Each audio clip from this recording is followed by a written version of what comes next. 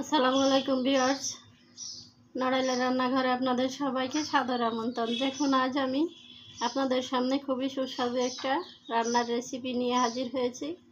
আজ আমি আপনাদেরকে লতি এবং লবণ ইলিশ রান্না করে দেখাবো। এই যে দেখুন, লতি আমি কেটে পরিষ্কার করে ধুয়ে নিয়েছি। এখানে হাফ কেজি লতি আছে। আর দেখুন, এখানে এই যে লবণ ইলিশটা নিয়েছি। এটা কিন্তু খেতে খুবই সুস্বাদু হয়। এটা লবণ ইলিশ দিয়ে যদি লতিটা রান্না হয়, এটা এত স্বাদ হয়, যারা না খেয়েছেন অন্তত একবার খেয়ে দেখবেন, এটা প্রায় খেতে ইচ্ছে করবে। দেখুন, এই লবণ ইলিশটাকে আমি এখন এই যে কাটা আছে এখান থেকে কেটে কেটে পিস করে নিব। আর এটা কিন্তু একটু ধুয়ে নিতে হবে, অতিরিক্ত ধোয়া যাবে না। আর এই লবণ ইলিশ রান্না করার সময় অবশ্যই খেয়াল রাখবেন, লবণ দেওয়া যাবে না তরকারিতে। লবণটা নামানোর আগে চেখে দেখতে হবে, যদি লাগে একটু দিতে হবে, না লাগলে দেওয়া যাবে না। এখন এটাকে আমি কেটে পিস পিস করে নিব। পিস পিস করে নিয়ে আমি রান্নাটা করব। এটা রান্না করতে কিন্তু একদম অল্প মশলা লাগবে। দেখুন, আমি এখানে 2 টেবিল চামচ পেঁয়াজ বেটে নিয়েছি এবং 1 টেবিল চামচ সরিষা বেটে নিয়েছি, কালো সরিষাটা একটু ঝাঁঝ বেশি, একটু কম নিতে হবে পরিমাণে। আর আমি কিছুটা কাঁচা জিরে আর সামান্য একটু আদা দিয়েছি। এর ভিতর কিন্তু অতিরিক্ত মশলা দেওয়া যাবে না। ইলিশ মাছে অতিরিক্ত মশলা দিলে কিন্তু ইলিশ মাছের স্বাদ থাকে না। এই সামান্য উপকরণ দিয়ে আজ আমি রান্নাটা করে আপনাদেরকে দেখিয়ে দেব।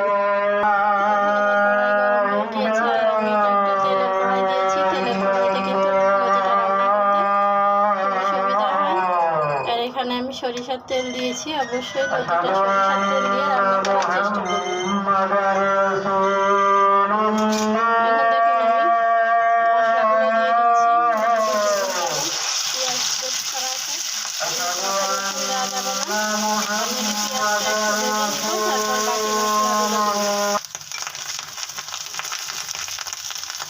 দেখুন, আমার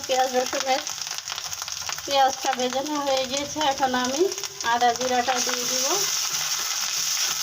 আর এই যে সরিষাটা বেটে নিয়েছি, এখানে সরিষা আছে, সরিষাটাও ভেজে নেব। সরিষা দিয়ে বেশিক্ষণ ভাজা যাবে না, কারণ সরিষাটা তিতো হয়ে যেতে পারে। এখন মশলাটাকে 1 মিনিটের মতো ভেজে আমি একটু ঝোলের পানি দিয়ে দেবো মশলা কষানোর জন্য। এখানে দেখুন, আমি মশলাটা সুন্দরভাবে ভেজে নিয়েছি। এটা কিন্তু দারুণ একটা স্মেল আসছে। এখন দেখুন, আমি দিয়ে দিব স্বাদ মতো হলুদ এবং মরিচের গুঁড়া, লাল মরিচের গুঁড়া। আর আমি এটা লবণটা আপাতত দিব না, যেহেতু লবণ ইলিশ। আমি লবণটা তরকারিটা হয়ে গেলে চেখে দেখে লবণ লাগলে দিব, না লাগলে দিব না।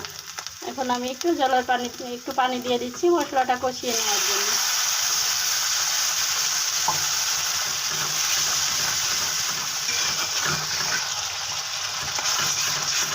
দেখুন, আমি মশলাটা সুন্দরভাবে কষিয়ে নিয়েছি, তেলটা উপরে উঠে এসেছে। এখন আমি মাছগুলো দিয়ে দিব। মাছগুলো দিয়ে একটু কষিয়ে নিব।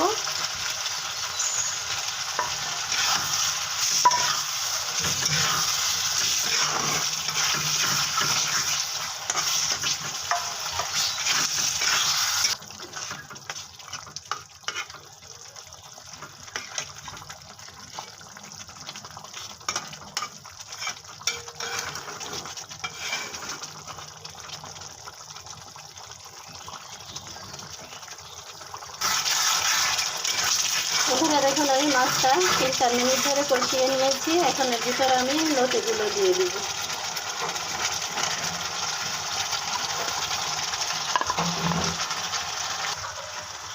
দেখুন, আমি লতিগুলো দিয়ে এটাকে কিন্তু আস্তে আস্তে নেড়ে দিতে হবে। এটা একটু কড়াইটা ছোট হয়ে গিয়েছে। আস্তে ধীরে সুন্দর করে উপরটা নিচে দিয়ে দিতে হবে, আর নিচের মশলা মাছগুলো উপরে তুলে দিতে হবে।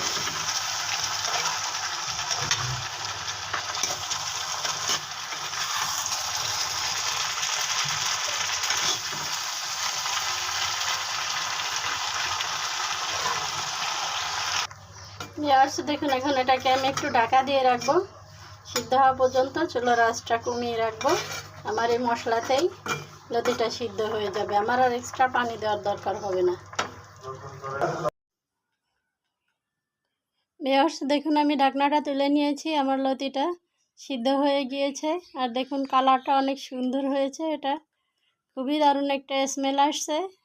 এই লবণ ইলিশ এবং সরিষা দিয়ে লতি রান্না এত টেস্ট হয়, যারা তো খেয়েছেন জানেন, আর যারা খাননি প্লিজ একবার রান্না করে খেয়ে দেখবেন, এটা বারবার খেতে ইচ্ছে করবে। আর দেখুন কালারটাও কিন্তু অনেক সুন্দর হয়েছে, লতিটাও কিন্তু সিদ্ধ হয়ে গেছে, একদম গলে যায়নি। এখন এটাকে আমি আর কিছুক্ষণ রেখে নামিয়ে নিব পরিবেশনের জন্য। আর বন্ধুরা আমার ভিডিওটি ভালো লাগলে প্লিজ লাইক শেয়ার এবং কমেন্ট করে দিবেন, সাবস্ক্রাইব করে পাশে থাকা বেল আইকনটি ক্লিক করে দিবেন, যাতে আমার পরবর্তী সমস্ত ভিডিওর আপডেট আপনাদের কাছে পৌঁছে যায়। দেখুন আমার ঝোলটা একদম শুকিয়ে গেছে, এটা একটু শুকনো শুকনাই রাখতে হবে। লতিটা কিন্তু আমি আর কোনো মশলা দেইনি, আমি প্রথমে যেটা মশলাগুলো দিয়েছি ওইগুলোতেই। আর এতে এক্সট্রা অতিরিক্ত মশলা লাগে না, যেহেতু এটা নোনা ইলিশ দিয়ে রান্না। তো বন্ধুরা ভিডিওটি ভালো লাগলে প্লিজ আপনজনদের মাঝে শেয়ার করে দিবেন। আর এখন দেখুন এটা আমি পরিবেশনের জন্য নামিয়ে নিয়ে যাচ্ছি।